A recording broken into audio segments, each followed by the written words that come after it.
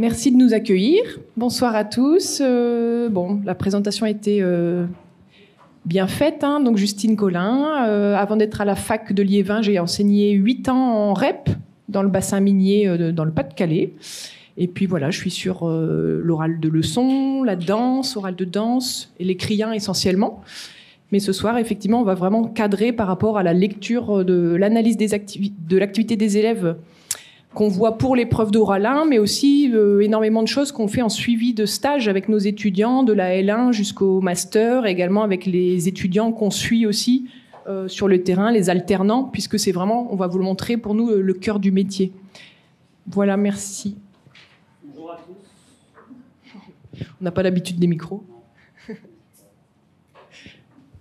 Bonjour à tous. Donc François Duchemin, Ophélie nous a présenté un petit peu. Donc je fais le même travail que Justine à Liévin, écrivain. Et puis comme Ophélie, on s'occupe master, CAPEPS, agrégation. Donc on a une vision assez large des différents concours. Et ce qu'on voudrait vous présenter, donc c'est la manière qu'on a de regarder l'activité des élèves pour vous aider à faire des propositions qui soient ancrées dans le contexte d'intervention qui vous est proposé à chaque fois, que ce soit en stage ou que ce soit dans les épreuves des concours. Donc, on part de plusieurs... le point de départ, c'est une réflexion collective qu'on a dans notre équipe à Liévin, c'est que, et puis ça c'est une attente des concours, c'est que la contextualisation des propositions, c'est une attente forte des différents concours, et c'est surtout ce qu'on fait quand on est prof de PS, c'est-à-dire que quand on fait une leçon, on l'a fait pour certains élèves dans un contexte particulier, et on a plusieurs exemples qui vont à l'encontre de ça et qui sont souvent mal évalués forcément dans les attentes, dans les concours, ou qui ont du mal à fonctionner. Le premier aspect qu'on voit, c'est des leçons copier-coller qui ne fonctionnent pas ou pas toujours, avec des réflexes, on va dire, d'intervention qui sont liés parfois à une typologie d'élèves ou à un type d'APSA. Par exemple, on a, et Ophélie a vu ça autant que moi, des aspects systématiques lorsqu'on tombe par exemple en relais vitesse, c'est-à-dire c'est relais vitesse, donc c'est 12 secondes. Peu importe le contexte, c'est des lycéens, des collégiens, leçon 2, leçon 8. Le relais vitesse, en ce moment, c'est le 12 secondes qui marche, donc je fais ça, alors que parfois, dans le contexte, on a des élèves qui ont besoin de repères, qui sont peu autonomes dans le travail et sur lesquels il ne faut pas trop changer les formats de pratique, et on impose ça, sauf que ça ne fonctionne pas forcément. On a aussi parfois l'impression que dans les leçons, du fait d'une formation théorique ou conceptuelle en écrit 2 sur des formats de pratique qui seraient à la mode, on a parfois des recettes qui sont affichées comme étant magiques, comme étant intéressantes, comme étant à mettre en avant, comme si pour avoir le concours il fallait faire preuve de la maîtrise de ces formats. Donc par exemple, ça est arrivé sur cette année sur une épreuve d'oral leçon à l'agrégation, une candidate qui dans une leçon, nous propose aussi bien une performance autoréférencée que du tutorat par diade avec un score parlant en plus. Donc voilà, on mettait tout ensemble, tout ce qui existe en ce moment dans la littérature, comme si le jeu c'était de montrer qu'on maîtrise les concepts, sauf que les gens face à vous, ils ont été ou ils sont enseignants d'EPS, ils savent que c'est pas possible de faire tout ça dans une même leçon. Et par ailleurs, quand on va voir nos étudiants stagiaires sur le terrain, ça arrive souvent qu'on nous questionne. Au bout de la 4e, 5e leçon, j'ai un exemple en tête en badminton où une stagiaire me dit j'ai 10 leçons dans mon cycle, je suis leçon 5, mais j'ai déjà tout fait. Qu'est-ce que je fais maintenant ? Et quand je lui demande comment ça, t'as tout fait, oui, leçon 1, j'ai appris le service et je cours. Leçon 2, j'ai fait droite-gauche. Leçon 3, j'ai fait le smash. Leçon 4, choisir son arme préférentielle. Leçon 5, faire son projet. Et maintenant, qu'est-ce que je fais? Comme si un cycle de badminton, ou de peu importe la PSA, ce serait organiser les différentes tâches, tous les apprentissages de la leçon 1 à la leçon 10, indépendamment de ce que font les élèves. Et donc, quand on va voir ces gens-là sur le terrain, on se rend compte que les élèves, ils n'avancent pas. Donc tout ça, c'est plutôt ce qu'on aimerait éviter, forcément, pour aller plutôt vers des enseignants qui jouent sur un dispositif qui, parfois, va être simple, mais qui va être choisi, qui va être expliqué, justifié, pour faire apprendre les élèves qui sont dans le dossier, dans la vidéo, etc., ou les élèves qu'on a en face de nous. Et parfois, on a le sentiment qu'on veut faire un truc très, très, très compliqué, alors que ce qu'on va essayer de vous montrer, c'est qu'un dispositif simple, bien réfléchi, bien choisi, il est tout aussi efficace. Je vais rester là si ça va pour le son, oui. Ça m'a l'air bien. On souhaite ensuite vous montrer que ce qu'on propose est vraiment ancré également dans les attentes des concours. On va balayer un peu les différents concours qui peuvent vous concerner ce soir. CAPES externe, effectivement, on écrit 2. On a repris l'intitulé. Vous illustrerez votre propos par des propositions didactiques et pédagogiques adaptées à la classe décrite. Donc, dans le cœur de l'épreuve, il y a ce côté adapté à un contexte. Et on le retrouve dans tous les bandeaux, en tout cas tous les niveaux concernés. Niveau 2, le contexte est évoqué. Niveau 3, les propositions, est-ce qu'elles sont rattachées au contexte ou non? En tout cas, c'est vraiment le contexte qui va permettre de cibler si votre production d'écrit 2 est d'un niveau 2, d'un niveau 3 ou d'un niveau 4, avec des propositions qui, pour le coup, sont vraiment opérationnelles et ancrées dans un contexte. Donc le contexte, vraiment, c'est quand même le cœur aussi de l'épreuve d'écrit 2. Sur l'oral 1, à nouveau, même principe, concevoir, présenter, animer une leçon d'EPS qui est adaptée à un contexte.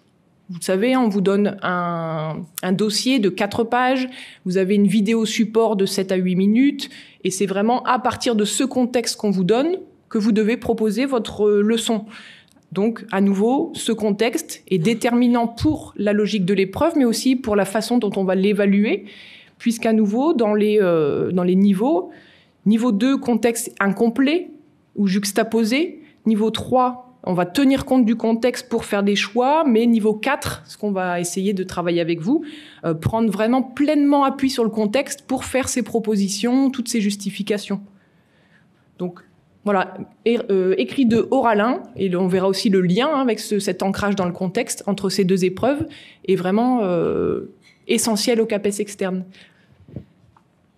C'est la même logique sur l'agrégation interne, donc on va pas passer trop de temps, mais en écrit 2, c'est pareil. Vous savez que vous avez un dossier qui est relativement conséquent, qui est travaillé, avec une offre de formation qui est particulière, et tout l'enjeu, c'est que votre composition, elle réponde aux éléments de contexte qui sont proposés. Donc c'est un petit peu la même logique, un peu plus étoffée, avec des niveaux qui sont liés au contexte, en fait. C'est pas juste la démonstration théorique. Le niveau, il dépend de comment vous utilisez le contexte. Le niveau 2, on justifie artificiellement, on plaque des choses. Le niveau 3, on prend quelques aspects de l'offre de l'établissement, on s'inscrit dedans, jusqu'à un niveau où on va enrichir, discuter, faire des propositions qui vont permettre à l'établissement de progresser sur plusieurs aspects. Donc sur l'écrit 2, j'avance parce que c'est pas notre grand fort, mais voilà. Et pareil sur l'oral 1. L'oral 1, il est encore plus fort dans la prise en compte du contexte, puisque là, il y a une vidéo, il y a un dossier, et en plus, il y a des élèves qu'on voit bouger, et donc on peut pas faire semblant de ne pas les avoir vus. Et du coup, il y a 4 attentes qui dépendent vraiment du contexte dans l'attente de l'épreuve. C'est que la leçon, on attend la leçon suivante. C'est mis une leçon ancrée sur des choix justifiés, etc. C'est-à-dire qu'on attend la leçon qui correspond à la suivante que celle qui est proposée dans la vidéo, dans le dossier, et pas une leçon de badminton ou une leçon d'escalade. Dans les attentes de l'agrégation interne, la référence au contexte vient aussi du fait d'être capable de prendre appui sur son expérience professionnelle, c'est un élément qui va permettre de montrer qu'on fait le lien entre son contexte à soi et le contexte qui est proposé là, qui est le même, qui a certaines différences, et d'être capable du coup de justifier, de prendre bien en considération ce qui est proposé pour faire ses choix. Et puis on demande de s'inscrire dans un établissement au-delà de la simple leçon pour être force de proposition, et de proposer, d'être capable d'expliquer quelle relation pédagogique on va mener avec les élèves. Et cette relation pédagogique, eh ben, elle dépend forcément de qui sont les élèves. Or, on a souvent l'impression que les gens, ils proposent des leçons ou des manières d'enseigner qui sont génériques. Ils font ça tout le temps, peu importe qui sont les élèves face à eux. Les champs de questionnement de l'oral sur l'agrég interne, ils sont tous liés à ce contexte. On va vous demander pourquoi vous proposez cette leçon en lien avec les éléments que vous avez identifiés dans le contexte. Quelles sont les mises en œuvre que vous proposez et qui vont répondre à ce contexte, ainsi que les perspectives de votre leçon. Et à chaque fois, on va vous questionner sur, dans la classe, dans l'établissement, en lien avec votre expérience professionnelle, comment vous faites des allers-retours avec le contexte pour que vos propositions elles soient spécifiques au dossier posé. Et comme ça suffisait toujours pas, ce qui se passe en agrég interne, ce qui se passe aussi en agrég externe et un petit peu aussi au CAPEPS également, c'est qu'on va faire une relance vidéo, c'est-à-dire qu'en plus, pour être bien sûr que vous ne parliez pas d'autre chose, d'autres élèves que ceux qui sont là dans la vidéo, les jurys sous des différentes formes selon le concours vont remettre en avant la vidéo et vont vous demander de bien pouvoir justifier que ce que vous proposez, c'est bien lié aux élèves qui sont là devant vous. C'est le cas effectivement aussi au CAPES externe depuis 2 ans. Pendant l'entretien, on revient sur une image vidéo précise en disant en quoi ce que vous proposez là répond bien à ces élèves-là de ce contexte qu'on vous a posé. C'est vraiment une attente forte également. Très vite, hein. Ça il est dans le rapport de jury, c'est le bandeau utilisé à l'oral leçon de l'agrég interne cette année. Je vais pas le détailler, mais je me suis pas amusé à compter, mais si vous cherchez le mot contexte dans ce bandeau, il apparaît, je sais pas, 6, 7, 10 fois, parce qu'on est toujours sur est-ce que on tient compte ou pas du contexte. Vous voyez que sur l'attendu 1, là, l'enseignant dans la classe, en fait, c'est ça c'est l'entrée qui détermine le niveau de réponse. Est-ce qu'on fait quelque chose mais il n'y a pas de contexte? Est-ce qu'on propose des choses mais en prenant en compte une toute petite partie? Est-ce qu'on justifie dans le contexte? Voir est-ce qu'on mesure ses choix, est-ce qu'on est vraiment dans une argumentation fine du contexte. Donc je pense que vous avez bien compris que le contexte était important. Maintenant, on va venir voir ce que ça veut dire contextualiser et vous apporter un peu notre approche qui en tout cas celle qui nous organise. La prise en compte la plus fréquente souvent du contexte, c'est ce qu'on a appelé les déterminants contextuels méta, très hauts, qui sont de l'ordre, alors parfois en lien avec le type d'établissement, c'est-à-dire que les travaux sociologiques ont pu montrer que des élèves en REP, par exemple, il va falloir avoir une pédagogie en lien avec une démarche de sens pour ces élèves-là. Vous voyez, c'est un peu des faits établis qui permettraient d'associer de manière assez générique que pour tel type d'élève, voilà ce qu'il faut faire. En LP, on va avoir des entrées sur le défi, parce que effectivement, il y a des travaux qui ont pu montrer ça. Dans les lycées généraux et technologiques plutôt favorisés, ça va être de l'autonomie, de l'ambition. Et on retrouve assez souvent dans les propositions des candidats ces déterminants méta qui semblent assez à nouveau évidents et qui vont être, quel que soit le contexte, finalement appliqués sans avoir vraiment une intention de voir est-ce que c'est vraiment pour ces élèves-là les motifs d'agir ou les besoins prioritaires. Puisque vous savez que le contexte, finalement, on ne peut pas parler de 2 lycées généraux et technologiques de la même façon, il va y avoir des singularités, et des fois ces singularités, elles passent à la trappe, et c'est dans ce sens-là qu'on est vraiment sur des éléments plutôt méta. On va voir qu'il ne faut pas les négliger, mais pour nous, ils ne peuvent pas être uniques. Ces déterminants contextuels méta, ils peuvent aussi parfois être en lien avec l'APSA, par une culture des APSA, on a parfois des propositions qui sont du type en natation, voilà la démarche d'enseignement à adopter, on fait d'abord la propulsion, puis on va faire ça, puis on va faire ça. Et puis c'est appliqué comme des faits à nouveau qui ne sont pas forcément réinterrogés. Or, dans les activités d'apprentissage des élèves, des fois, parfois, les élèves, voilà, ils ont une super propulsion. Ça dénote un peu par rapport à la conception qu'on m'a dit sur l'ordre d'apprentissage des éléments. Et donc, des fois, les candidats restent sur ces éléments théoriques qui ont été prouvés, démontrés, mais qui parfois sont à réinterroger par rapport au contexte.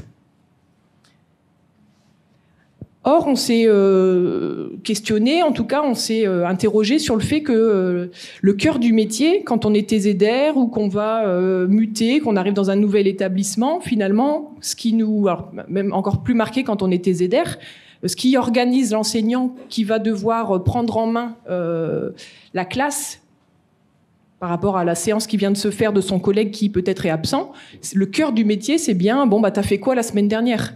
On n'est pas des fois sur les intentions, sur des déterminants méta.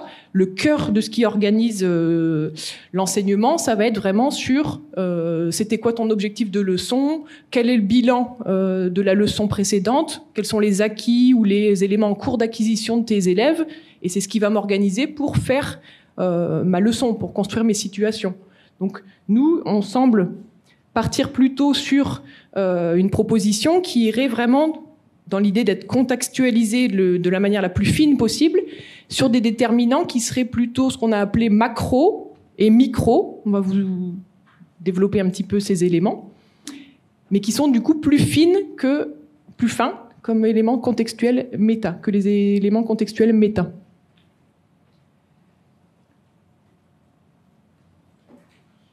Si on a essayé de clarifier ces définitions, un niveau méta, pour nous, ça serait vraiment tout ce qui va permettre l'apport des connaissances, en tout cas, ce sont les apports des connaissances scientifiques et professionnelles qui vont permettre de comprendre les rapports aux apprentissages de manière assez générale, générique. On ne va pas les négliger puisque dans quelles que soient les épreuves, à l'écrit 2, à l'oral 1, à Greg et CAPES, on vous demande de justifier vos choix. Donc ces éléments méta, ils vont effectivement parfois vous permettre de justifier que oui, le tutorat est intéressant, une diade dissymétrique, parce qu'il y a tel auteur qui en a parlé, d'accord ? Mais on est sur voilà, ces apports de connaissances scientifiques. Pour nous, à niveau macro, ça sera, vous allez le voir plutôt à l'échelle de 7 établissements. Ce collège REP, il n'est pas comme tous les autres collèges REP. Dans cet établissement, voilà la population qui est accueillie. Et à l'échelle de la classe également. Un niveau micro, vous allez le voir, ça se joue plutôt à l'échelle du dispositif dans lequel on va observer l'analyse de l'activité des élèves. Donc on a un peu un entonnoir de ce qui serait plutôt générique à vraiment ce qui se contextualise de la manière la plus précise possible. On va illustrer tout ça, bien sûr. Ouais. Donc, on va vous illustrer un petit peu ce qu'on entend par là et ce qui arrive de temps en temps dans les propositions des candidats. On a souvent dans les différents concours, l'habitude de montrer des profils d'élèves ou des comportements typiques, etc. Et là, on vous illustre ce qu'on voit assez fréquemment, c'est des captures d'écran qui vont permettre de justifier, soit dans un PowerPoint à l'agrégation, soit quand on va faire des profils au CAPEPS, où on va faire un arrêt sur image en disant voilà, ça c'est mon profil 1, etc. Et on ressort souvent ce genre d'image où là, vous voyez, on a dans deux contextes différents, des réponses, des comportements d'élèves qui pourraient correspondre. Dans les deux cas, que ce soit à gauche ou à droite, on voit des grimpeurs qui sont bras fléchis. Et souvent, quand les élèves sont bras fléchis, les candidats ont tendance à dire, comme ils sont bras fléchis, ils ont une traction importante, donc ils vont avoir une fatigue musculaire. Or, en escalade, on essaye plutôt de donner la priorité à la propulsion jambes.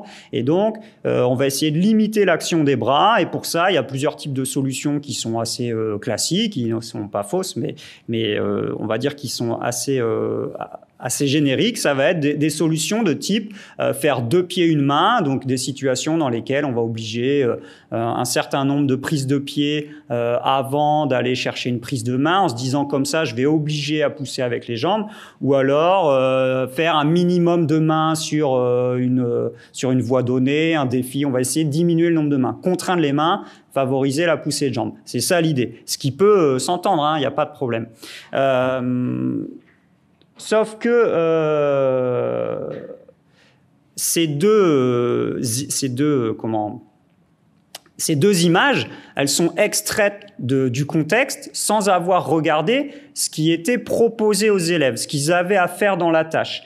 Et donc, vous avez 2 contextes qui sont pas les mêmes. Dans le premier contexte, on est sur des élèves de collège qui là sont plutôt des élèves débutants dans l'activité et où l'intention éducative de l'enseignant, elle est plutôt sur la sécurité, globalement petit à petit l'autonomie, aussi se connaître. Et donc les élèves sont dans une tâche dans laquelle on leur demande de arriver à une certaine hauteur, donc là arriver à la 2e dégaine, d'attendre le feu vert du professeur pour voir si tout va bien et d'attendre que l'assureur donne un signal également pour que le grimpeur puisse continuer. Donc, c'est-à-dire qu'on est dans une attente d'un signal extérieur pour continuer la voie.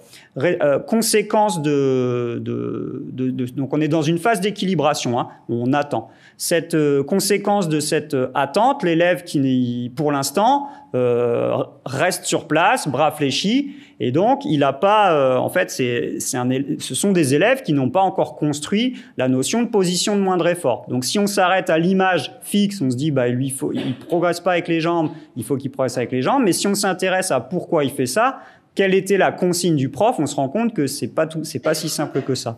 Deuxième contexte, là, on était plutôt dans un dossier lycée, des élèves autonomes qui, avec une intention éducative plutôt liée à la coopération au sein de la cordée, où on voit également cet élève bras crispé, sauf que la tâche, elle demandait d'établir un choix d'itinéraire, et ce choix d'itinéraire, il était aussi partagé avec les membres de la cordée, et l'assureur et le contre-assureur avaient comme consigne de donner la suite de l'itinéraire, notamment lorsque l'élève hésitait. Donc là, on est plutôt sur un moment où l'élève est en recherche de ce qu'il y a à faire, de quelle prise saisir, etc. Donc on est plutôt, l'idée, donc c'est ce qui se caractérise par des tâtonnements, des hésitations. Donc là, le travail à mener par la suite, ce serait plutôt un travail autour de la lecture d'itinéraire, de la lecture prédictive ou réactive, peu importe. Mais en tout cas, vous voyez, on a 2 comportements. Quand on les regarde isolément, on se dit ils font la même chose, ils ont le même problème, sauf que la tâche qui leur était demandée avait des conséquences a priori semblables, mais c'est pas pour les mêmes raisons qu'ils agissent comme ça.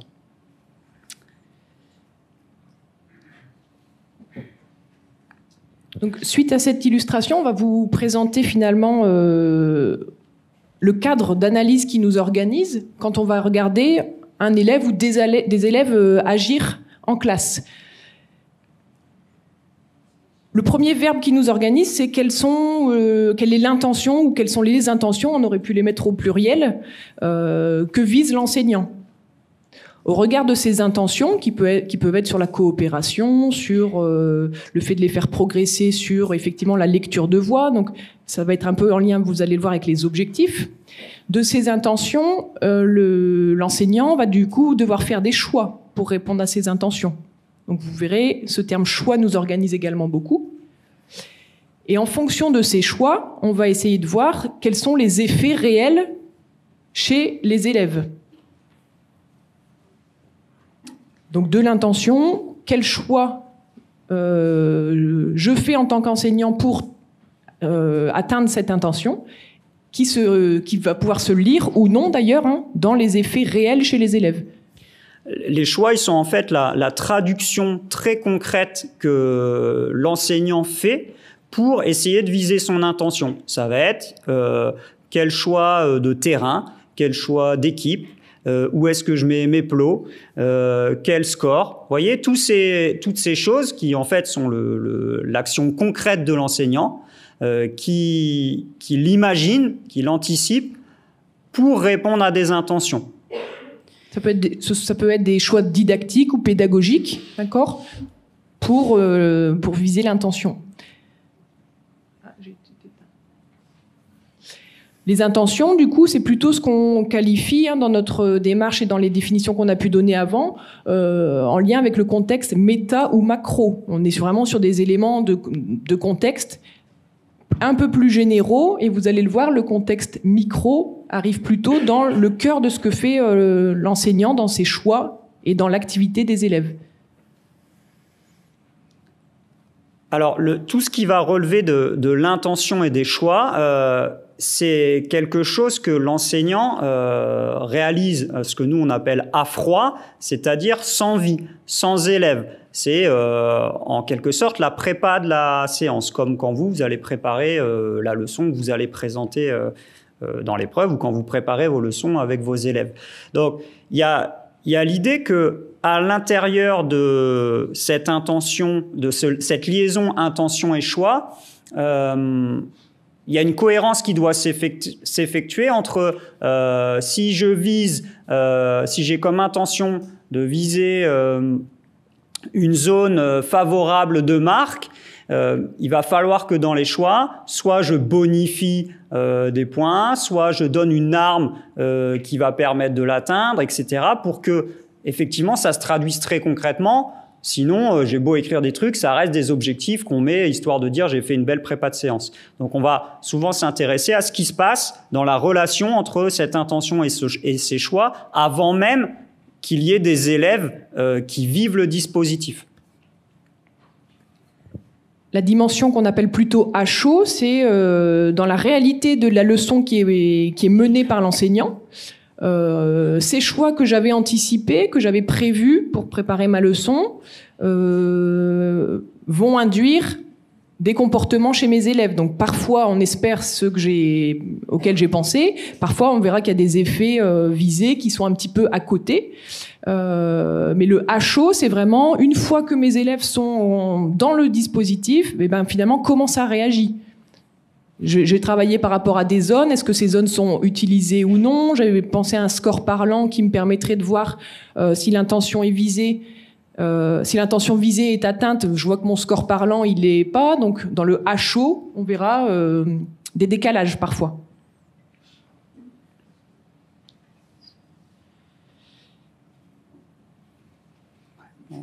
Donc tout ça, on va le regarder. On va essayer d'avoir une loupe un petit peu sur le dispositif, c'est-à-dire ce qu'on appelle dispositif, la situation d'apprentissage, si vous voulez, ou la tâche, ou appelez ça comme vous voulez, qui semble la plus révélatrice de ce qui se joue dans la leçon que le collègue nous raconte ou qu'on voit dans un dossier. C'est-à-dire que on va essayer de fouiller les caractéristiques propres à la tâche qui est demandée, dans laquelle sont mis les élèves pour comprendre leur activité. Et pour sortir d'une vision de l'élève qui serait l'élève de 3e en badminton, mais dans la situation proposée par l'enseignant qui met en avant telle contrainte, tel choix, tel score, etc. Voilà comment répond l'élève face à ces contraintes. Donc on va essayer de se centrer souvent. Alors quand on analyse une leçon, on va pas décortiquer toutes les phases. À l'échauffement, ils sont comme ci, à la situation 1, ils sont comme ça, etc. Mais d'essayer de regarder les situations qui semblent les plus révélatrices de l'activité des élèves face à des choix qui sont marqués, qui sont forts, qui correspondent aux intentions prioritaires du collègue porteur de dossier. Donc ça, c'est le cadre global. Et puis là, on va vous présenter un document qui finalement vient un petit peu l'affiner. On a formalisé ce tableau pour montrer vraiment la logique qui nous organise avec les étudiants, comme on l'a dit, les stagiaires, etc. Donc on retrouve bien, il n'y a pas le petit laser, mais tout en haut du document, l'intention qui est visée. Et donc, dans la leçon précédente là, et ma proposition, on est bien dans la logique concours plutôt, c'est-à-dire que voilà, à l'oral 1, CAPES, j'arrive, j'ai mon dossier, j'ai ma petite vidéo. Eh bien, dans ce qu'on appelle la leçon précédente, à celle que moi je vais devoir proposer, colonne de gauche, on va essayer d'avoir une analyse fine de quelles étaient les intentions de l'enseignant. Donc les intentions, on peut les lire en termes de projet de formation, mais également en termes d'enjeux de transformation. Et vous le savez, avec les 2 éléments qui sont donnés au CAPES à l'oral 1, des enjeux de transformation qui sont à la fois de l'ordre du moteur, de l'APSA, mais également des enjeux de transformation au niveau éducatif, en lien avec ce qu'on appelle un peu, nous, le métier d'élève. Donc là, déjà, savoir repositionner dans la leçon précédente, qu'est-ce qui est visé ? Ensuite, du coup, quels sont les choix qui ont été faits par le collègue pour viser ces intentions ? Donc les choix, ici, on va pouvoir, dans le descriptif complet du dispositif, montrer que dans les consignes, effectivement, l'intention, on la retrouve, que dans l'organisation spatiale, il y a une intention par rapport à des zones qui seraient identifiées. On va venir finalement un petit peu piocher, d'accord, dans le descriptif du dispositif, ce qui fait appel, si je pousse jusqu'à notre méthodo à l'oral 1, ce qui fait écho à l'élément 1 et à l'élément 2. Je ne sais pas où vous en êtes dans votre préparation sur les oraux, mais j'espère que ça vous parle. On va aller piocher des mots-clés. Sur les choix de l'enseignant, parce que ça c'est une démarche, la démarche de l'enseignant, elle est aussi un enjeu fort dans les nouveaux dossiers CAPES. Donc les partis pris, est-ce qu'il y a une forme de groupement qui est particulièrement marquée chez cet enseignant ? Est-ce qu'ils sont hétérogènes ? Est-ce qu'ils sont fixes ? Est-ce que ça bouge à chaque séance parce que j'ai une intention qui est justement de travailler à savoir coopérer avec tous les membres de ma classe ? Ou est-ce qu'au contraire, je suis dans un des éléments de groupement qui sont fixes et stabilisés toute la leçon ? Vous voyez, quels sont les choix qui sont faits en termes de forme de groupement, d'espace de choix, des outils qui sont donnés aux élèves, en termes de climat de maîtrise, performance, quelle est la démarche que veut faire l'enseignant. Donc, c'est des sous-items finalement qu'on travaille et qui permettent en tout cas de lire assez finement l'activité plutôt sur le pôle de l'enseignant. Et ensuite, on peut aussi venir décliner cette analyse du dossier qui vous est donné, du contexte qui vous est donné, par rapport à la nature de l'activité des élèves. On travaille beaucoup de notre côté sur des verbes d'action. Est-ce que dans le dispositif ou dans la leçon qui est proposée, les élèves sont amenés à tester, essayer, comparer, ce qui serait peut-être une démarche où on est vraiment sur la pédagogie de la découverte, ou est-ce qu'au contraire, ils doivent reproduire, présenter, juger, enfin voilà, on essaye de venir catégoriser à nouveau dans ce que je vois chez mon tuteur en stage ou dans ce que je vois dans le dossier CAPES qui m'est donné, quelle est la nature de l'activité qui est visée. Même démarche pour l'activité côté enseignant. Est-ce qu'il est là pour organiser le travail des élèves ? Est-ce qu'il les laisse au contraire assez en autonomie, qu'il est sur une posture plutôt en recul, d'observation ? Comment il va les évaluer, comment il va différencier. On va venir à nouveau piocher des éléments qui permettent de lire la cohérence entre ses intentions et les choix qu'il a menés. Si on décline jusqu'aux effets, toujours dans cette leçon qui précède, colonne de gauche, du coup, dans mon profil, on va essayer de différencier les profils. Donc, dans le profil 1, qu'est-ce que je peux voir à la vidéo qui me permettrait de dire que l'effet qui est visé est réellement atteint ? Vous allez prendre des timecodes qui permettront de montrer qu'effectivement, tel élève à tel minutage, hop, il arrive à atteindre la zone qui était visée. Je ne vais pas creuser les différentes colonnes. Ce qui m'intéresse surtout, c'est de revenir sur la deuxième colonne, là, donc de ma proposition. Et les petites flèches signifient un peu, est-ce que du coup, moi, ma proposition, elle va s'inscrire en continuité avec ce qui a été fait à la leçon précédente ? Ou le petit orage, est-ce que je viens plutôt me mettre en rupture ? Donc parfois, vous allez faire votre analyse de la leçon précédente, et puis les intentions, effectivement, vous paraissent cohérentes par rapport à ce que vous lisez. Hop, vous allez peut-être vous mettre en cohérence. Par contre, c'est sur les choix que là, il y aura peut-être des éléments de rupture. Au CAPES, à la grecque, en fait, vous allez devoir justifier. Je me positionne en rupture à ce niveau-là parce que vous allez devoir argumenter le pourquoi. Pareil pour l'agrég, hein, c'est surtout la justification de ces choix qui est attendue. Donc ça permet, via ce tableau, de venir cibler, tiens, moi c'est sur les formes de groupement que je vais me mettre en rupture, ou sur la nature de l'activité de l'enseignant. Il laissait beaucoup d'autonomie, moi au contraire, je vais peut-être, parce que j'ai observé des effets qui sont un peu en décalage avec mes attentes, venir davantage guider, donner des contenus plus ciblés à certains. On retrouve, alors... Et quels sont, du coup, dans ce détail, enfin, moi, j'ai fait, donc, je pose de nouvelles intentions, je vais peut-être faire des choix qui sont un petit peu différents, et quels sont les effets que je m'attends à voir dans la leçon. D'accord ? On retrouve ici un peu, dans ces effets, le à chaud. Qu'est-ce qu'on s'attend à avoir chez nos élèves ?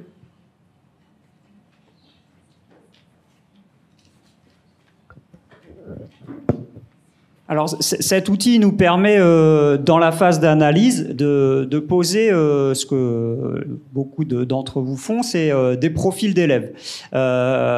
Et souvent, la logique de profil d'élèves, elle a tendance à être assez décontextualisée. L'idée, ce serait de la recontextualiser. C'est-à-dire que très souvent, les profils d'élèves que les candidats mettent en avant sont des profils qui sont déterminés par la PSA, dans une logique très culturelle, mais je ne veux pas me faire de mauvais amis à Lyon, mais vous faites comme vous voulez. Mais c'est-à-dire qu'on a comme des espèces de cadres organisateurs qui diraient, si je reprends les grimpeurs de tout à l'heure, il y a les tracteurs, c'est ceux qui tractent. Ils sont comme ça. Et de toute façon, je m'attends à les voir. Je sais très bien que je vais voir ça. Et souvent, même, vous reprenez c'est pas vous, mais d'autres candidats, amènent des catégorisations qui sont en plus liées à des éléments de littérature professionnelle que tout le monde connaît, et donc on voit très bien pourquoi vous avez pris ce nom-là, parce que c'est dans tel bouquin, etc. Donc, signe que vous n'êtes pas trop creusé en disant, par exemple, je sais pas, les fonceurs. C'est ceux en CO, ils regardent pas, ils courent, et puis ils regardent jamais la carte, voilà. Et donc, je vais dire les fonceurs, et puis je sais qu'à côté, je vais avoir les stratèges. Eux, ils courent pas trop, mais par contre, ils regardent bien leur carte, etc. Donc, on est dans une logique de, je vais rechercher une image, un truc qui va me permettre de faire coller mon profil d'élève, déterminé par les considérations que j'ai dans l'activité. Alors nous, l'idée de cet outil, c'est de réussir à amener une logique de profil qui soit déterminée en fait par ce qui est demandé à l'élève. C'est-à-dire mettre en avant que on voit une activité d'élève qui est déterminée par une tâche qui oriente fortement ce qu'il est en train de faire. C'est-à-dire que, je reprends l'exemple tout à l'heure en escalade, entre les deux images, c'est pas pour les mêmes raisons qu'ils ont les bras fléchis, et si je m'intéresse pas aux raisons et donc aux contraintes qu'on a données, aux consignes, au climat motivationnel, ce que vous voulez qui a été mis en place, je peux pas comprendre pourquoi ils agissent comme ça. Et l'idée, c'est que s'intéresser un peu plus sur le niveau micro, à la tâche que sont en train de réaliser les élèves, ça va permettre d'identifier des profils de réponse dans cette tâche, des profils qui soient contextualisés dans la leçon. En allant voir dans cette tâche, l'élève il agit de telle manière, etc. Et très souvent, dans les présentations des leçons, il y a une espèce de plan imposé qui serait, faut d'abord dire dans quel établissement on est, et puis quel axe on va cibler, et puis ensuite dans le projet EPS j'ai pris tel truc, et on descend petit à petit jusqu'à et puis dans la séquence, et au fait j'ai deux profils d'élèves et nous, il nous semble que dans la vraie vie, c'est pas ce qu'on fait, on rentre par les profils. Donc on rêve un peu, on le voit rarement, mais de candidats qui viendraient en disant voilà, j'ai regardé attentivement le dossier, la vidéo, et j'ai vu ça. J'ai vu des élèves qui font ça quand on leur demande de. Le prof visait ça, il a mis en place telle chose, etc. Et j'ai une catégorie d'élèves qui répond de telle manière, j'ai une catégorie d'élèves qui répond d'une autre manière, et je vais vous expliquer pourquoi. Et ensuite, je vais expliquer ce que je vais faire comme leçon soit en continuité dans l'intention ou pas, soit en changeant ses choix pour espérer d'autres effets, etc. Mais qui soit pas, parce qu'en fait, c'est pas la vraie vie de dire, bah, je me suis inspiré de l'axe 2 du projet, je sais pas quoi, et vous, voilà, en tant que jury, quand on attend, quoi, ok, axe 2, bon, c'est quand que ça démarre, quoi, vraiment, quand est-ce qu'on va aller sur ce que fait l'élève, mais ce que fait l'élève ici, et pas ce qu'un élève grimpeur fait très souvent ou dans les bouquins, parce que ça, on le sait. On va vous illustrer tout ça, bien sûr, après avec 2 dossiers. Vous allez le voir, un en tennis de table et un en art du cirque. Mais pour terminer sur ce cadre, intention, choix, effet, et qu'est-ce qu'on va en faire après, puisque on va le mobiliser dans l'analyse de l'activité des élèves.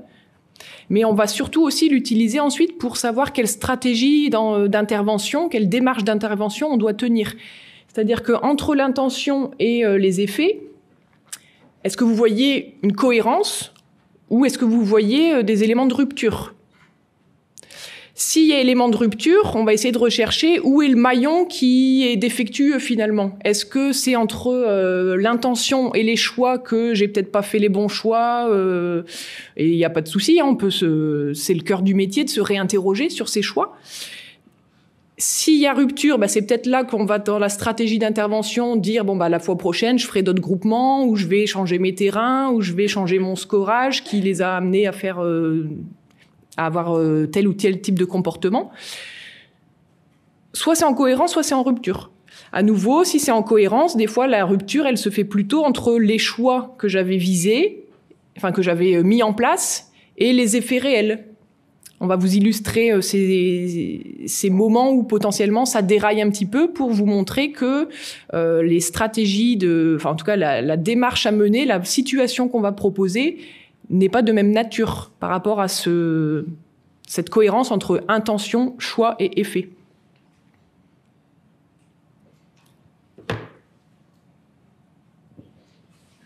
Donc on va jouer sur 2 exemples différents. Alors c'est un peu dense, mais c'est juste pour poser un contexte, plutôt que vous donner un dossier papier type concours, etc. On a essayé de résumer certains aspects. Donc on va d'abord essayer de jouer à ça sur un premier exemple. On va être en tennis de table. Donc on vous a mis quelques éléments assez important selon nous, assez saillant du dossier dans lequel on se trouve. Donc on est dans un collège REP en Hauts-de-France. Non, il n'y a pas que des collèges REP en Hauts-de-France, mais il y en a. Avec des objectifs assez classiques, en tout cas pour ce genre d'établissement, sur le respect des règles, l'égalité filles-garçons, la persévérance, etc. On est en 5e avec une classe qui est décrite comme hétérogène et un projet de classe de manière générale qui se centre sur les notions d'engagement et de coopération. En cycle tennis de table, il y a pas mal d'éléments qui sont mentionnés en termes on va dire, d'intention, c'est-à-dire que c'est ce qui est visé, c'est ce qui est mis en avant par le prof. Il souhaiterait que les élèves soient capables de comprendre les attentes du regard technique, etc., pour pouvoir corriger ses échecs et ceux de ses camarades en situation de coopération. Donc il met l'accent sur cette relation d'entraide entre les élèves via la coopération. Je te coupe 2 secondes. N'hésitez pas à prendre quelques mots-clés, parce qu'après, ce contexte en papier, là, on va l'enlever pour montrer la vidéo.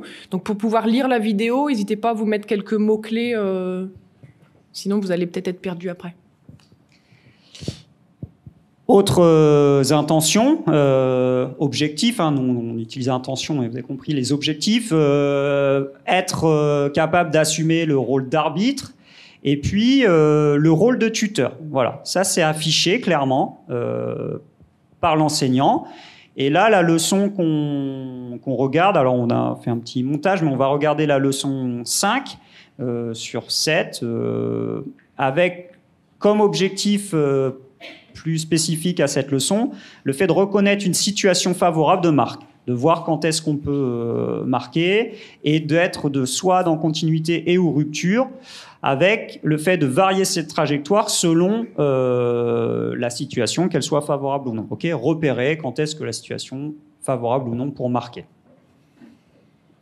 Et la leçon va se découper. Enfin, donc pour ça, pardon, il y a une démarche qui est affichée,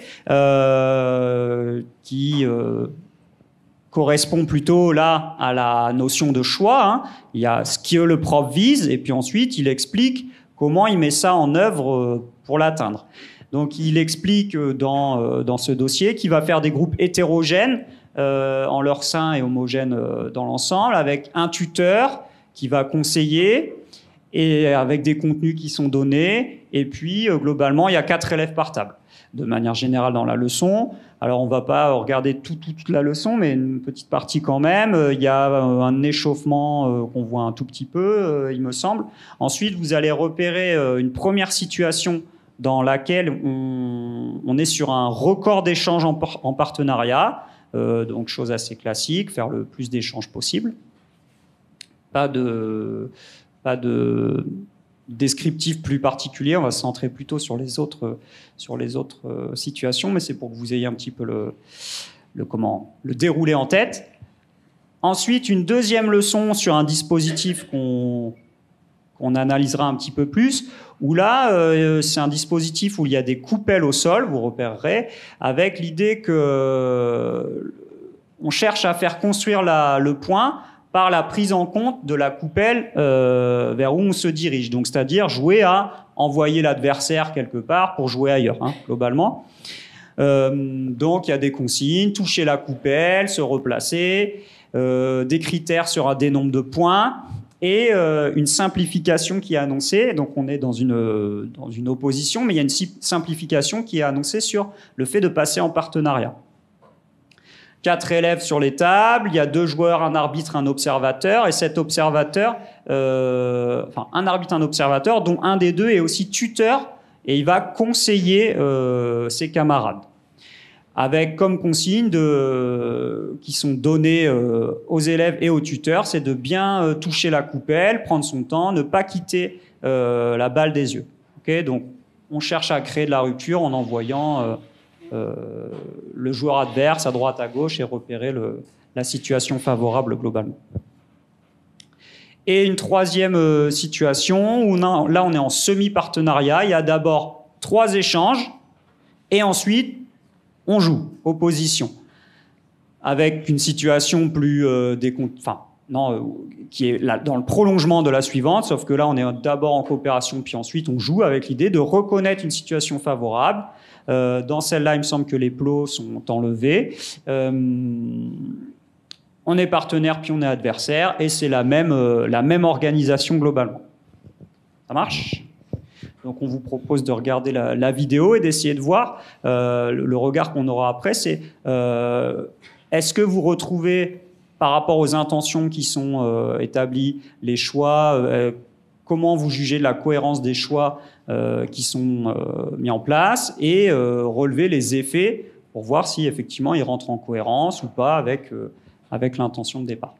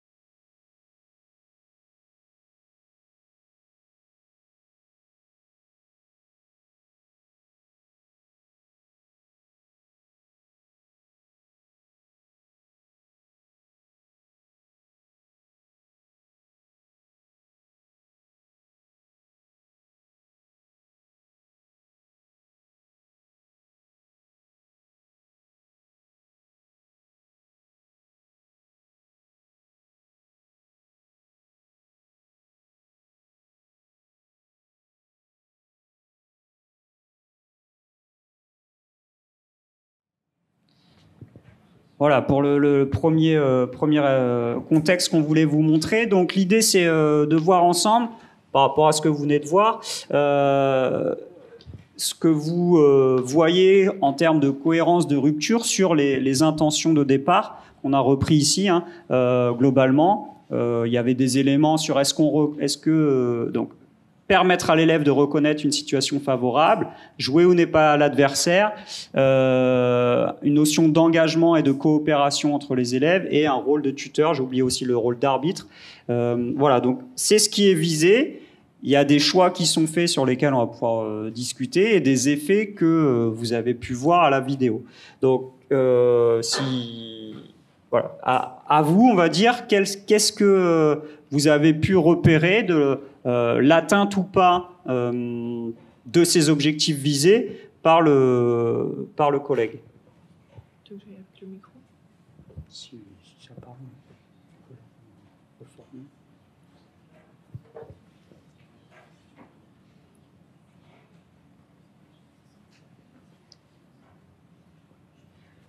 On va faire par étapes. Sur le fait de jouer là où n'est pas l'adversaire. Est-ce que vous avez vu différents comportements, des élèves qui réussissent, d'autres non, personne réussit, tout le monde réussit? Comment vous avez pu voir un petit peu l'activité des élèves?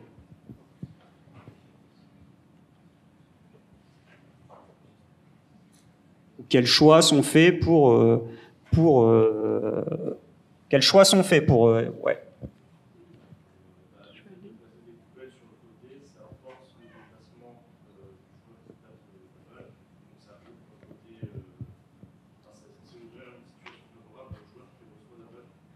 Voilà, donc l'idée de mettre des coupelles, c'est une contrainte pour créer un décalage spatial et temporel. Comme l'élève, après avoir touché la balle, il doit aller toucher une coupelle qui est placée sur le côté. C'est censé créer des situations favorables pour marquer. Ça, c'est le choix qui est fait, d'accord? C'est les coupelles qui correspondent à l'intention.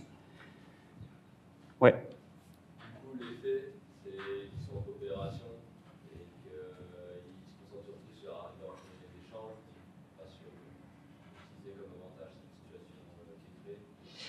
Alors, l'effet, c'est qu'ils sont en coopération. Comment tu vois qu'ils sont en coopération?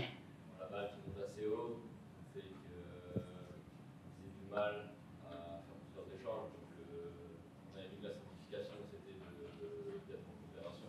Donc, si déjà de base, ils ont du mal, d'abord céder avant de passer en adversité.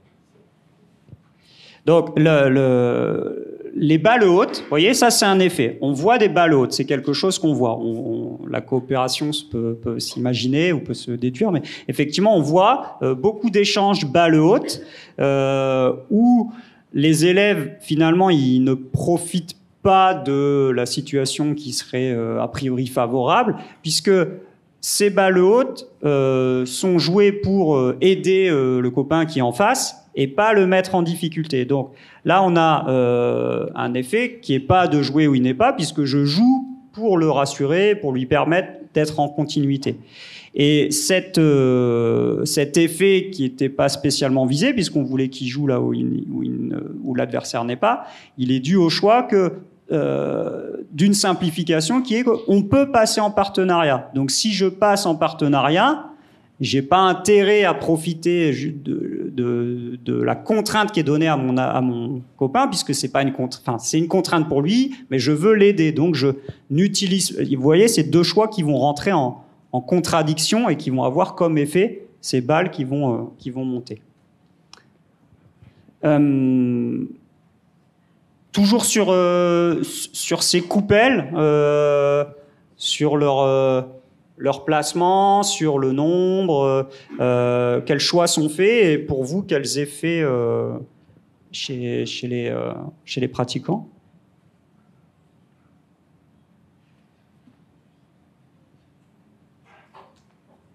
Juste si les coupelles ont comme objectif de créer un déplacement, on voit surtout une perte de repère de celui qui touche la coupelle, parce que finalement, il est obligé de perdre la balle des yeux la plupart du temps.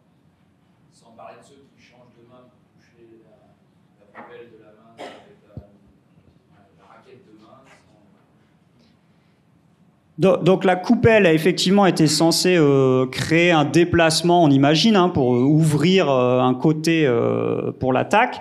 Et en fait, la perte de repère, elle est liée au fait que la coupelle, elle est très proche et sous la table. Donc les élèves, on les voit faire ce type de mouvement, ils se baissent, ils regardent la coupelle, et donc là, ils perdent la balle des yeux, et finalement, ils ne se sont pas déplacés. Donc là, ça paraît un truc très terre-à-terre, mais parfois, c'est là où se niche le fait qu'une situation va avoir les effets escomptés ou pas, c'est que le positionnement des coupelles n'a pas été réfléchi ou pas mis en place de manière suffisamment éloignée pour susciter un réel déplacement. C'est-à-dire que là, c'est je touche, je me baisse, je me relève, où est la balle? Mais finalement, je me suis pas déplacé.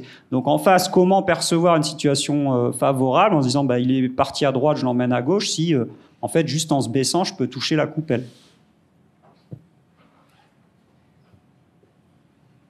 Sur, alors bon, on pourrait continuer là-dessus, hein, sur la notion de coopération et de tutorat. Est-ce que vous avez repéré des comportements d'élèves, des activités d'élèves sur ce qui était demandé? On a vu une fois la vidéo, hein, donc forcément c'est un peu court, mais vas-y.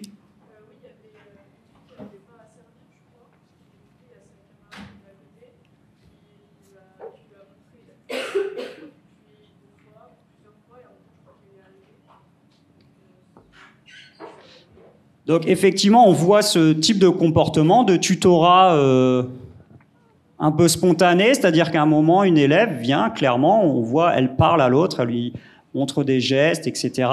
Et pour autant, dans l'ensemble des groupes, on ne le voit pas systématiquement. Et en tout cas, on ne voit pas d'outils, de grilles, de fiches, de ce que vous voulez, ou de consignes. On n'arrive pas à le déceler à la vidéo et dans l'ensemble de la préparation sur comment je vais tutorer, qui je vais tutorer, etc. On a l'impression que le tutorat fait partie de leurs habitudes, mais il semble spontané parce que il n'y a pas de choix de le guider. Alors, est-ce que c'est un effet qu'on vise ou pas? Peut-être que c'est bien que ce soit que ceux qui veulent être tuteurs qui le soient, mais en tout cas, l'effet de ne pas orienter, cadrer ce tutorat fait que tout le monde ne le fait pas, ou pas au même moment, ou pas envers tous les élèves.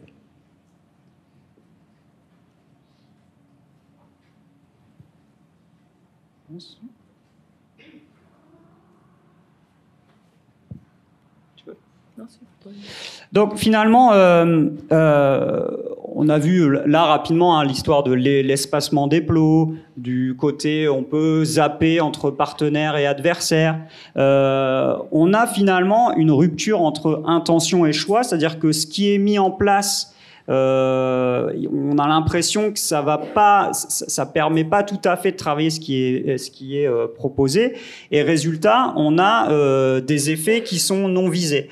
Alors des effets non visés, vous avez vu qu'une fois la vidéo, donc on va vous demander de croire sur parole, mais on voit aussi dans la dernière phase, la phase un peu plus coopération, puis là on peut jouer, que la rupture, elle est créée par le smash, c'est-à-dire que finalement, une fois qu'on a le droit de jouer vraiment et qu'il n'y a plus ces coupelles, et on dit allez match, et la rupture que choisissent les élèves, c'est le smash en plein sur l'adversaire.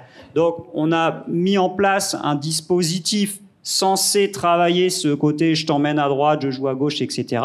Et l'effet qu'on voit, c'est quand on demande aux élèves de créer, c'est le smash. Donc on a des effets qui correspondent pas tout à fait à ce qu'on visait et qui s'expliquent notamment, surtout selon nous, parce qu'il y a une rupture entre ce qu'on voulait faire travailler et ce qu'on a mis en place pour que les élèves soient en capacité de le faire.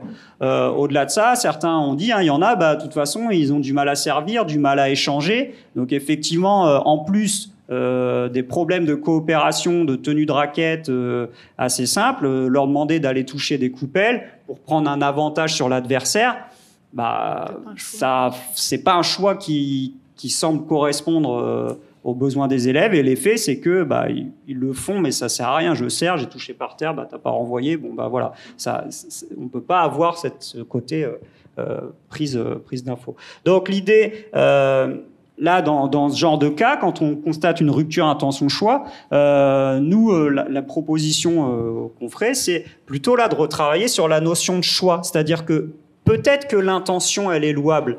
Ça peut se discuter. Là, on est sur des réflexions sur dans quel ordre, quelle rupture, etc., qui sont plus liées à des réflexions didactiques. Mais en tout cas,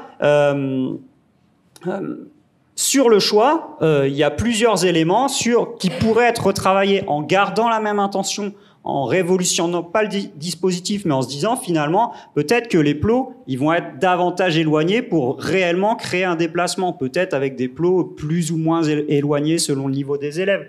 Peut-être que le tuteur, il pourrait être outillé sur comment tutorer l'autre. Peut-être que la rupture, on pourrait la valoriser, que ce soit une accélération de balle ou un jeu gauche-droite. Et donc, tout ça vient du fait que c'est pas parce qu'on a un élève qui joue balle haute, mais en fait, il joue balle haute parce que le contexte lui propose d'eux, et du coup, on va travailler plutôt sur les choix pour le faire évoluer au-delà du fait qu'il soit un pongiste balle haute ou un voilà. C'est la tâche. C'est les petits aménagements et les petites incohérences qui ont amené à ces effets-là. N'hésitez pas à noter toutes les questions que vous auriez. On fera un petit temps d'échange à la fin. On vous propose de passer un deuxième exemple avec un peu la même mécanique. On va vous présenter un dossier, donc Art du cirque, qu'on a résumé. Donc, désolé à nouveau pour la diapo un peu complète. C'est pas le bon jeu. On montrera la vidéo associée à ce contexte et dans la même idée, on vous interrogera sur quelle cohérence entre intention, choix jusqu'aux effets qui sont proposés pour savoir ce qu'on propose la leçon qui suit. Donc dans ce contexte, on est donc dans un petit lycée à Saint-Jean-Pied-de-Port, culture basque très marquée. Une filière d'excellence bilingue, CSP plutôt favorisée, une option EPS, 100% de réussite au bac, donc vraiment un très très bon lycée. 80% de mentions. Les objectifs de cet établissement, noter des mots-clés, réussite, égalité des chances, la qualité de vie, l'ouverture culturelle, éducation, santé, citoyenneté, environnement. Bon, des éléments qui parfois sont un peu similaires quels que soient les établissements, mais quand même des spécificités qui sont notées ici sur ce petit établissement et cette filière d'excellence. On sera avec une seconde option bilingue. Il y a quelques élèves également de l'option EPS, ils font latin, 14,5 de moyenne générale, donc voilà, vous pouvez imaginer un petit peu le contexte. Il est cependant noté que par rapport au devenir des élèves à N+1 après le bac, un manque d'ambition scolaire chez ces élèves. D'accord, ils ont un attachement très fort à leur culture et donc ils ont du mal aussi à bouger pour potentiellement aller faire des choix d'études qui leur imposent de sortir de leur cadre de vie. L'objectif de la classe et donc les intentions posées par l'enseignant, c'est vraiment le travail sur une démarche de coopération pour faire progresser tous les élèves, de savoir également, très intéressant parce que poser comme intention, permettre aux élèves de savoir où ils se situent dans les apprentissages.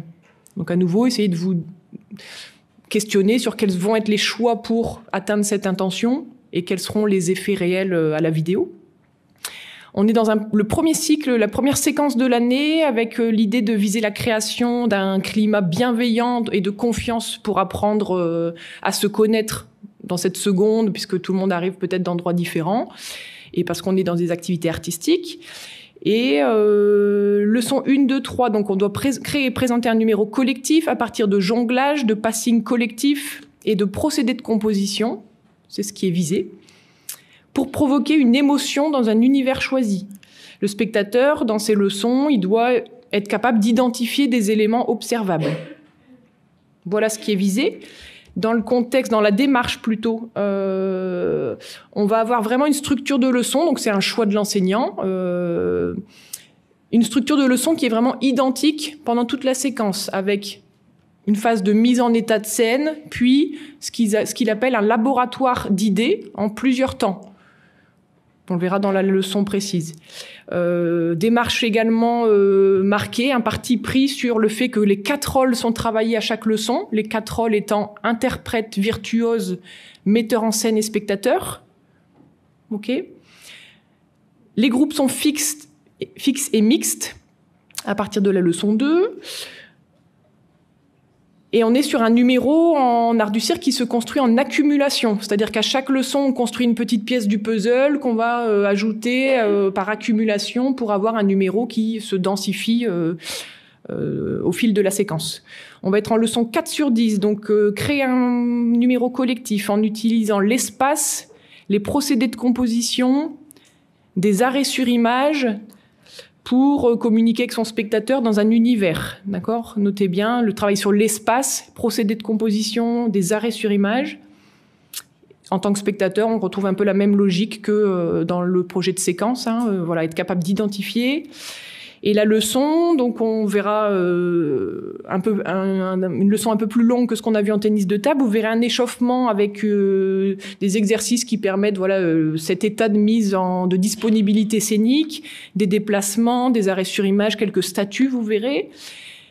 Une situation 1, donc avec ce qui est appelé le laboratoire d'idées par rapport à 2 procédés de composition qui sont, c'est à nouveau choisi par l'enseignant ici, des battles et le procédé de composition en miroir.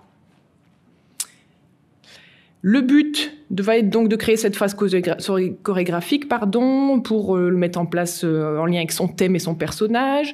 Et donc 2 temps. Temps 1, on compose et on mémorise. Puis on va, temps 2, le présenter à des spectateurs.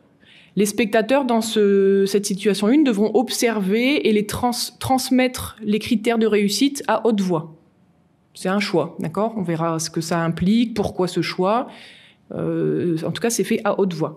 Situation 2, mon numéro. On doit réinvestir cette phrase qu'on vient de faire dans le laboratoire d'idées. On l'a dit en accumulation, donc on va venir mettre ça par rapport à ce qu'on a fait, les leçons 1, 2 et 3. On doit présenter son numéro 2 fois d'affilée. À nouveau, c'est un parti pris de l'enseignant. Après avoir entendu les observations des spectateurs, donc on n'a pas toutes les infos, mais combien de temps ils ont entre les 2 fois pour potentiellement se réajuster. Ça va être intéressant, en tout cas important à savoir pour voir les effets qui vont être visés. On a un temps d'observation et d'échange entre les membres de la troupe et on doit donner un conseil. Dans l'outillage des élèves, on a ces fiches d'observation, d'accord, avec, on va pas le détailler, mais 3 niveaux à chaque fois. Savoir structurer la structure du numéro. Est-ce qu'elle est non définie, linéaire ou une structure précise ? Donc, on voit quand même l'idée d'avoir un outillage de cette observation. On vous laisse regarder la vidéo. Donc, parmi tout ce qu'on a dit là, ces intentions, ces choix qui sont faits, on vous questionnera sur quels effets vous pouvez lire ou non.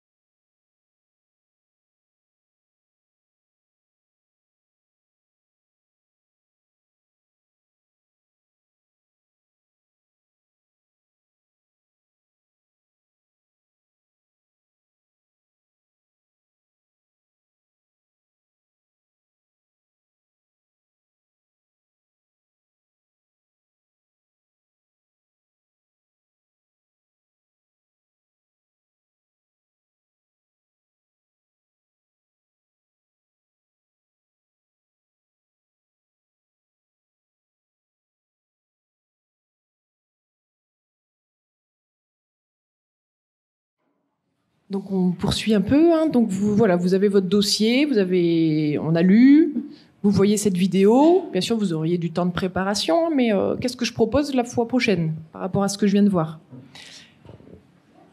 On revient donc sur l'analyse. Pour que ça soit contextualisé, il faut bien que je parte de l'analyse de ce que je viens de voir pour voir moi ce que je vais proposer. Donc on a rappelé quelques intentions hein, en termes de coopération, d'un climat bienveillant. On visait aussi des procédés chorégraphiques au service d'une intention. Voilà, de toute façon, vous pouvez les lire. Est-ce que vous pouvez verbaliser un peu quels sont les effets que vous avez pu voir à la vidéo par rapport à ces éléments? Est-ce que ça semble cohérent? Si oui, à quel moment, pourquoi? Ou est-ce que vous voyez des éléments un peu de rupture? Ouais. Permettre de savoir si tu les éléments d'apprentissage, c'est en cohérence avec les effets l'utilisation des tablettes numériques. Alors je porte ta voix, notamment pour la capture vidéo aussi. Tu nous dis que donc permettre aux élèves de savoir où ils se situent, ça semble cohérent par rapport au choix qui est fait de travailler avec les fiches.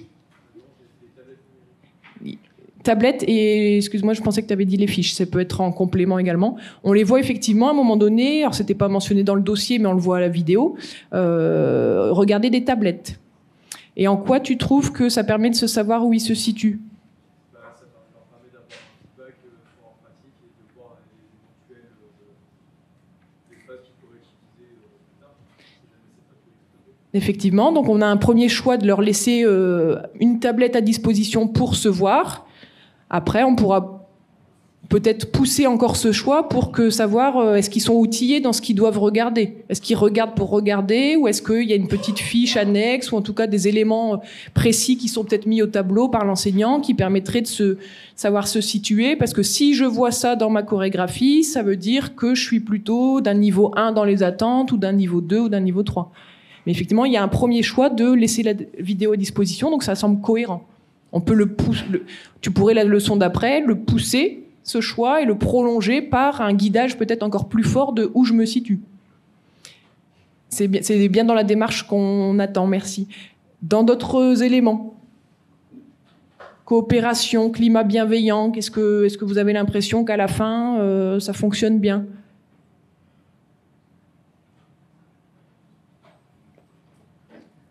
On vous rappelle, hein, on est en première séquence d'un cycle chez des secondes et on est en leçon 4. Oui.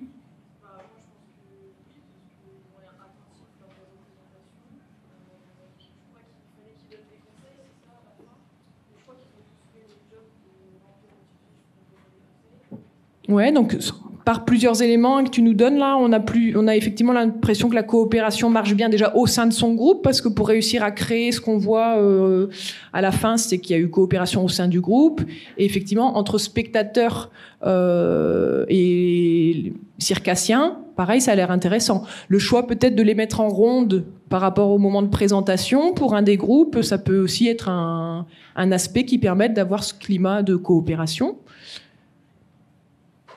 Si on vient sur les aspects APSA, des procédés chorégraphiques au service d'une intention.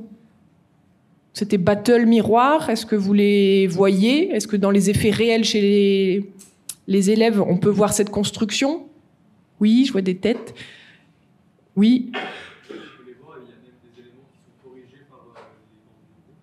Il y a des éléments qui sont corrigés? J'avais noté qu'il y avait deux filles qui étaient face à face avec des bâtons de diable dans les mains, et il y en avait une qui l'a mis de la mauvaise main pour répondre au miroir, et du coup elle l'a corrigé.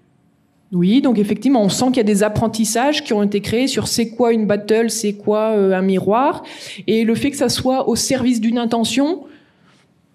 Est-ce que vous pouvez, dans les prestations qui ont été faites, montrer que c'est au service d'un message qu'on veut faire passer?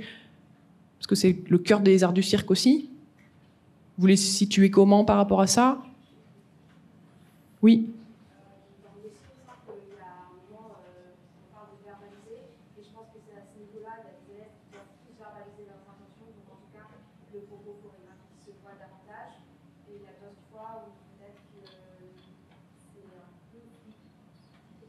Alors, intéressant, parce que de cet aspect-là, peut-être que tu pourras en dégager tes deux profils. Peut-être qu'effectivement, au service d'une intention, pour certains, ça semble effectivement bien marqué, parce que je repense à ceux qui semblent tuer la personne en face. Là, il y a le miroir qui fait vraiment que, hop, ça s'éclate, et ça peut être au service d'une intention qui aurait été verbalisée jusqu'à la verbalisation. Parce que si j'ai une intention et que j'arrive à la verbaliser, c'est effectivement plus avancé que si je le fais pour un peu le faire. Parce qu'on m'a demandé de faire un battle, je le reprends, mais sans vraiment avoir une intention qui est marquée.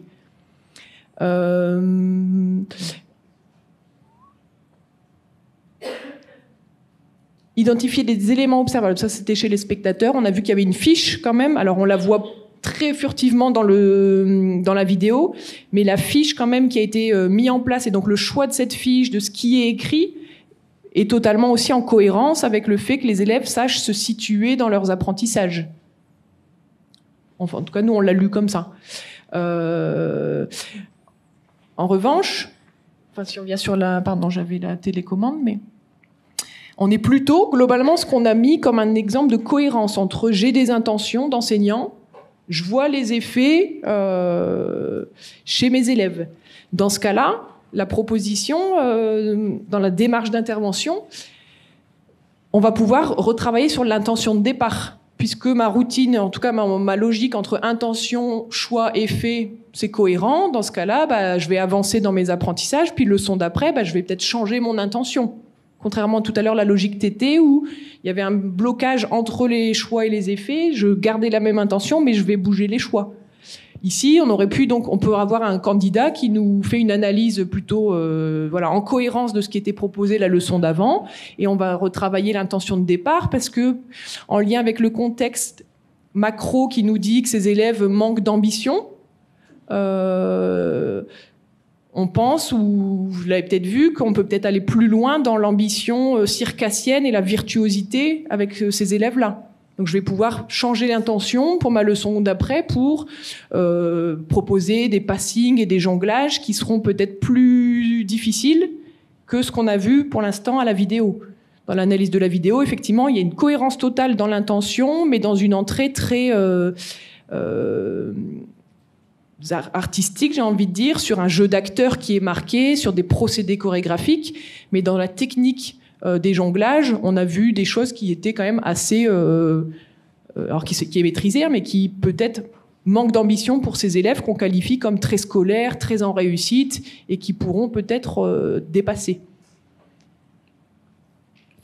Donc là, l'idée, c'est, encore une fois, c'est pas ils sont bons, ils sont pas bons, mais ce qu'on leur propose de faire, ils répondent aux attentes de ce qui est proposé.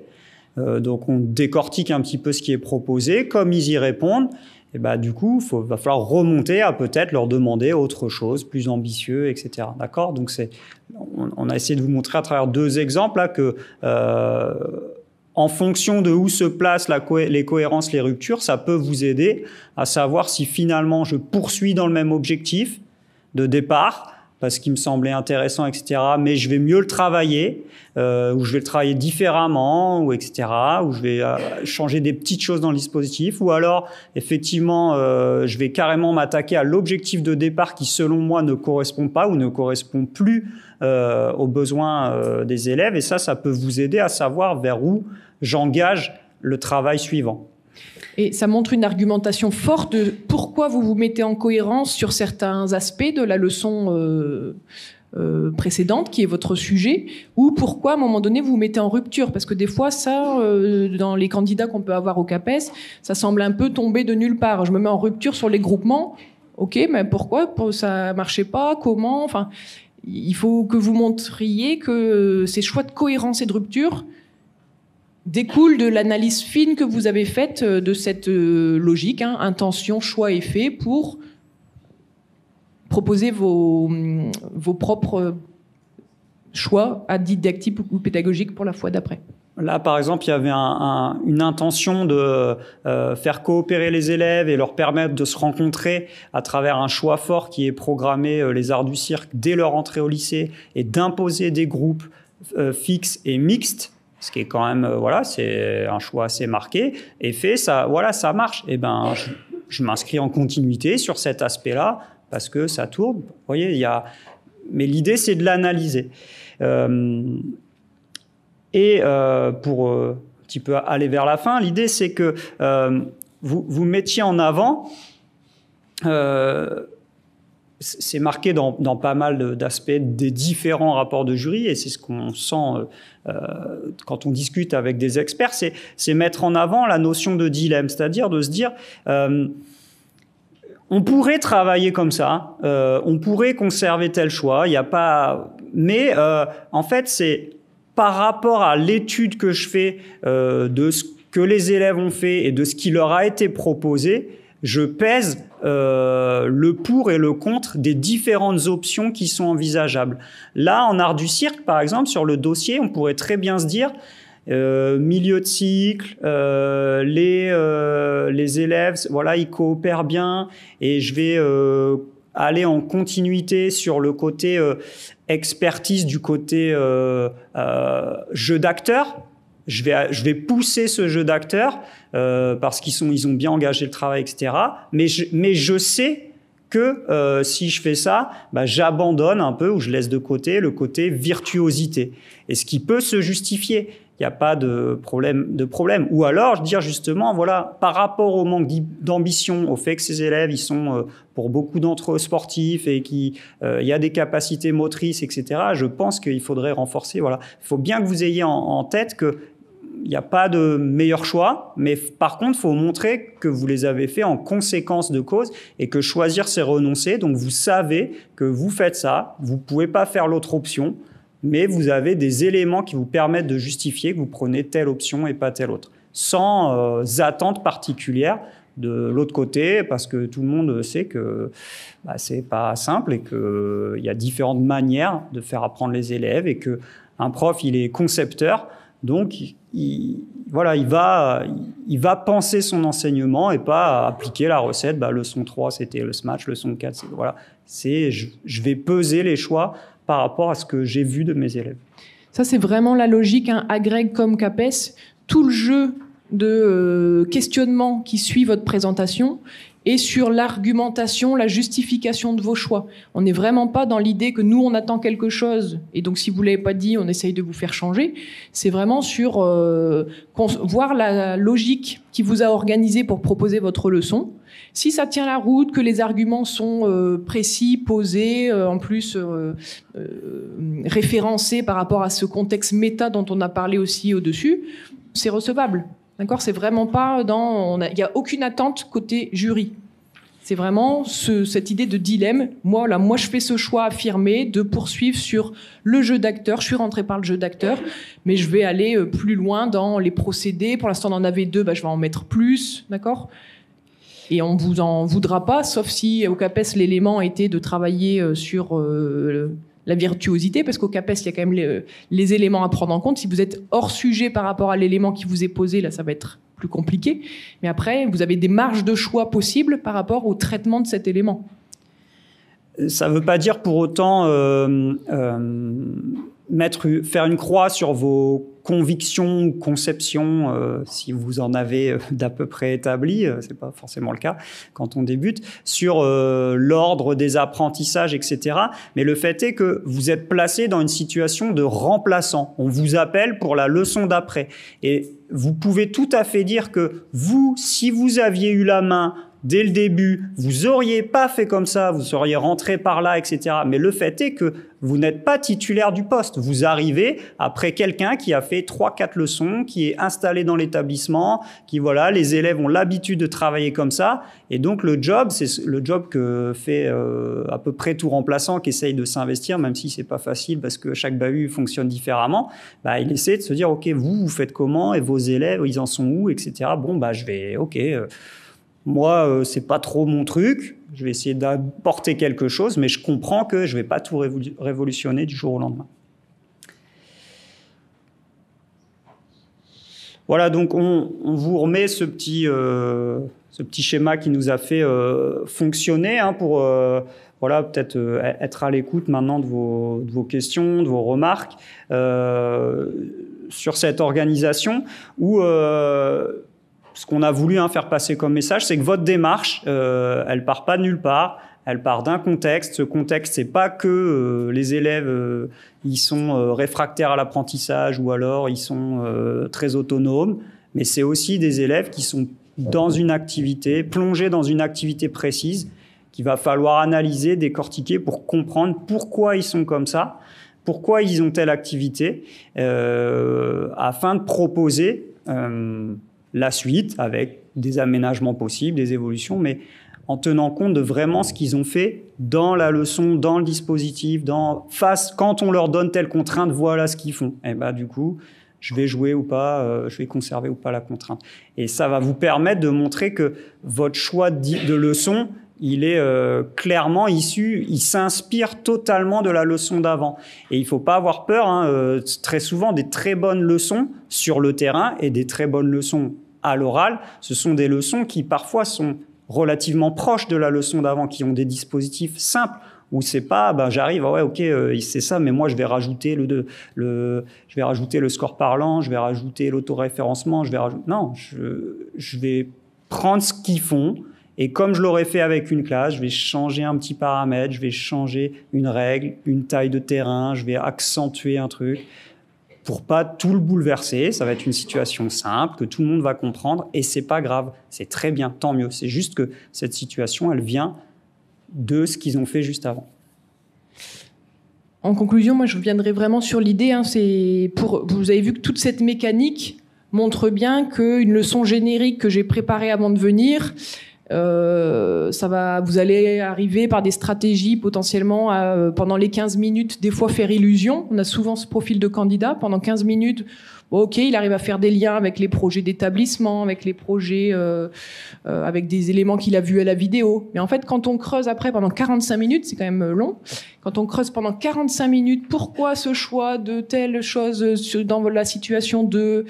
souvent ça s'écroule si ça ne découle pas de cette analyse fine que vous avez fait en amont du dossier et de la vidéo. Et donc à Vichy, je sais pas si certains sont allés déjà ou allés voir en projection des oraux de cette année.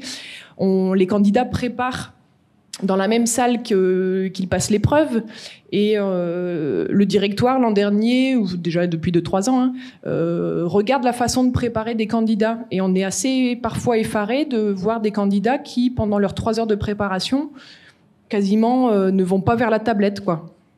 On regarde une fois le truc, 2 fois, puis après, bon, allez, ça va passer, je vais faire ma logique de préparation habituelle. Et finalement, la vidéo, elle est très, très peu investie pendant ces 3 minutes. Dans notre logique, dans tout ce qu'on vous a présenté, vous imaginez bien que ça risque de coincer à un moment donné. Donc voilà, les meilleures leçons, le bandeau 4 là, qu'on cherche à avoir, c'est vraiment ce qui va découler logiquement du contexte qu'on vous a posé. C'est en ces termes-là qu'on est aidé sur ce contexte vraiment micro pour nous, et pas un contexte vague, voilà, je vais piocher 2-3 trucs dans les textes, dans le projet d'établissement, 2-3 trucs dans la vidéo. Dans le contexte micro qu'on veut vous montrer, c'est que c'est beaucoup plus fin que ce qu'on voit très souvent dans les propositions. Un grand merci pour votre écoute et puis on est là pour vos questions, pour des éléments peut-être de précision si nécessaire, des remarques.